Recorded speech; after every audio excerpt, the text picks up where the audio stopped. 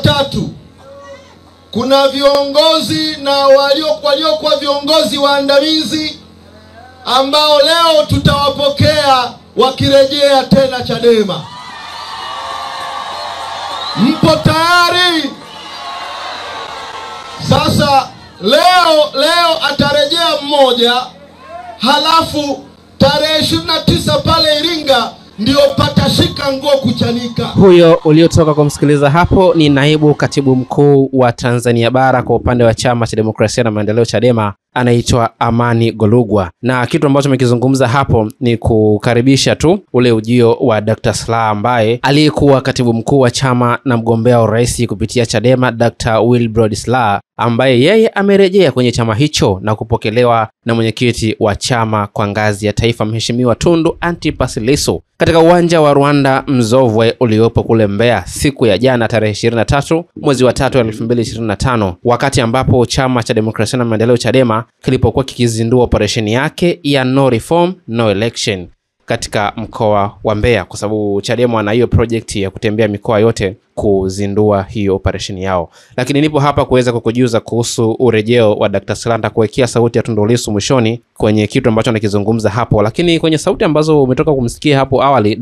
ndugu Amani Golugwa ambaye yeye ni naibu katibu mkuu kwa upande wa Tanzania Bara kwenye uongozi wa Chama cha Demokrasia na Maendeleo Chadema, na kitu ambacho amekigusia hapo, amesema watakapofika mkoani Iringa basi nchi itatetemeka, kwa sababu kule pia kuna mwanachama wa Chama cha Demokrasia na Maendeleo Chadema na yeye pia alihama chama, na sasa kwa ishara ambazo ameziongea pale inaonekana mtu huyo atarudi. Kwa upande wa Iringa wapo viongozi kadhaa ambao waliisha hama chama, lakini kiongozi mkubwa kwa upande wa Iringa ni aliyekuwa mbunge wa Iringa miaka 5 nyuma kabla ya mbunge wa sasa hivi, ni Mchungaji Msigwa ambaye yeye alihamia CCM mwaka jana na aliweza kupokelewa kwa mapokezi makubwa. Sasa je, tuone ile kauli ya ndugu Amani Golugwa, je, imeashiria kwamba na Msigwa yupo njiani? Sasa msikilize Tundu Lissu huyu hapa ambaye anampokea na kumkaribisha Dr. Slaa pamoja na kumpa bendera ya Chama cha Demokrasia na Maendeleo Chadema. Lakini kwenye maongezi ambayo amezungumza Tundu Lissu, ameshindwa kumpa kadi ya wanachama kwa sababu hakuwa ametembea na kadi kwenye mkutano ule, so amempa bendera ya Chadema kama ishara ya kumkaribisha tena nyumbani Dr. Wilbrod Slaa. Lakini nikikurudisha nyuma kidogo, Amani Golugwa pia alizungumza hapo awali, alisema kwamba kipindi wanaachana na Dr. Slaa hakuweza kurejesha kadi yake ya wanachama wa Chadema kwenye makao makuu ya chama hicho. So Dr. Slaa bado ana kadi yake ya awali, lakini tutegemee tu kwamba anaweza kusajiliwa upya kuwa mwanachama mwingine. Huyo hapa mwenyekiti wa Chama cha Demokrasia na Maendeleo Chadema kwa upande wa Tanzania Bara, Tundu Antipas Lissu, akimkaribisha Dr. Wilbrod Slaa. Sasa siwezi nikamvalisha bendera bila kumsema kidogo.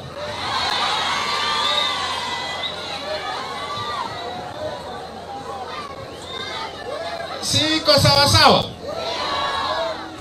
Kulikuwa na makwazano fulani, au sio? Tukafarakana tukasemana vibaya.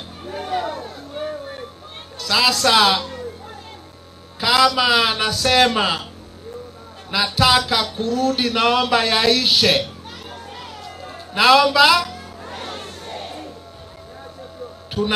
Tunasemaje? Hapana, nenda zako.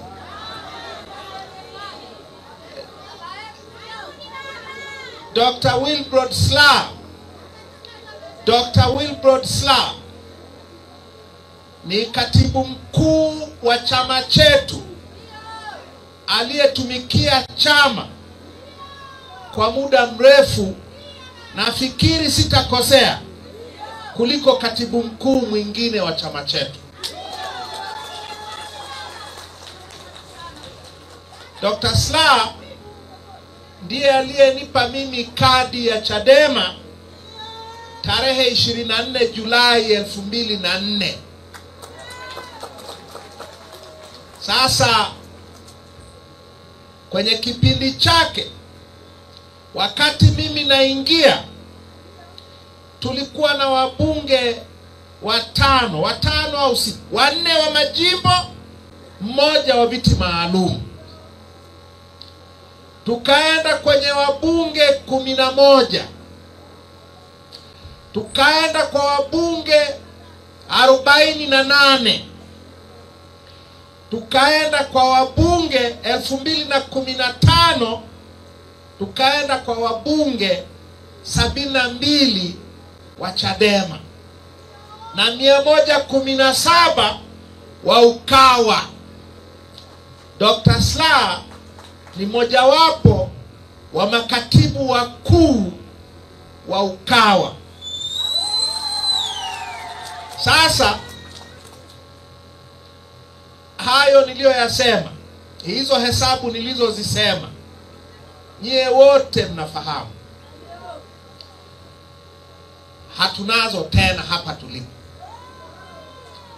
Sisemi hatunazo kwa sababu Dr. Slaa aliondoka, ila nataka niseme ukweli ambao wote tunaufahamu, kwamba kipindi chake kilikuwa ni kipindi cha mafanikio makubwa kwa chama chetu kuliko kipindi kingine chochote.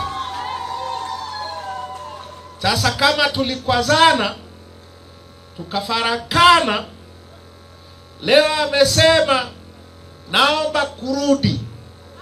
Sisi wanachama tunasemaje? Hapana.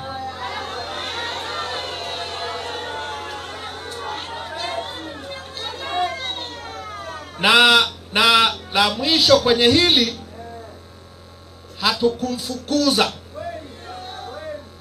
aliondoka mwenyewe. Sasa kwa vile ameomba kurudi, utaratibu wake kikatiba ni rahisi sana.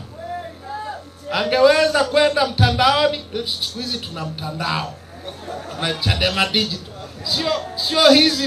sio hizi tena.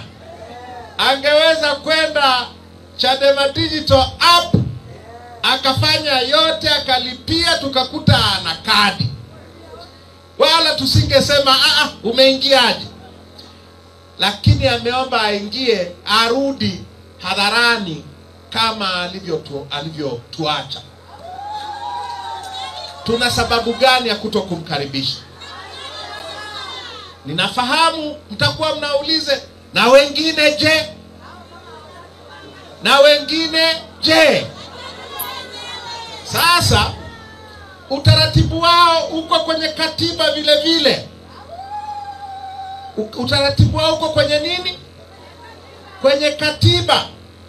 Ukifukuzwa wanachama, katiba yetu inasema ukataka kurudi, inabidi uombe urudishwe na kikao kilichokufukuza. Mnanielewa? Uombe kikao kilichokufukuza. Uandike barua kwa katibu mkuu, umwambie katibu mkuu, naomba kurudi, nilifukuzwa na kamati kuu, naomba upeleke maombi yangu kwenye kamati kuu, na katibu mkuu atafanya hivyo. Ukweli ni kwamba kuna mmoja au wawili tumepokea barua zao ambao tuliwafukuza kwenye kamati kuu kwa sababu walitukosea. Utaratibu unasema waiombe kamati kuu iwarudishe. Wawili wameshaomba, kama kuna wale wengine hawajaomba, na nafahamu hapo, halafu wananifuata mimi nyuma wananilobi, wafuate utaratibu. Tunaenda kwa nini?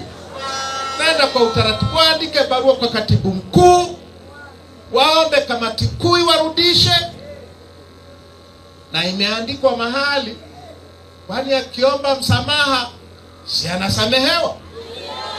Akija akasema nimekosa mimi, anapiga kifua hivi. Sisi ni wabaya kiasi gani kutokuwa kuwasamehe? Utaratibu ni huo. Sasa Dr. Slaa, ningekuwa na kadi ningekupa, lakini kwa sababu sina, naomba nikukabidhi hii bendera. Wale watu wa CCM huwa wanafungana skafu, mimi nakukabidhi bendera. Karibu sana. Karibu sana.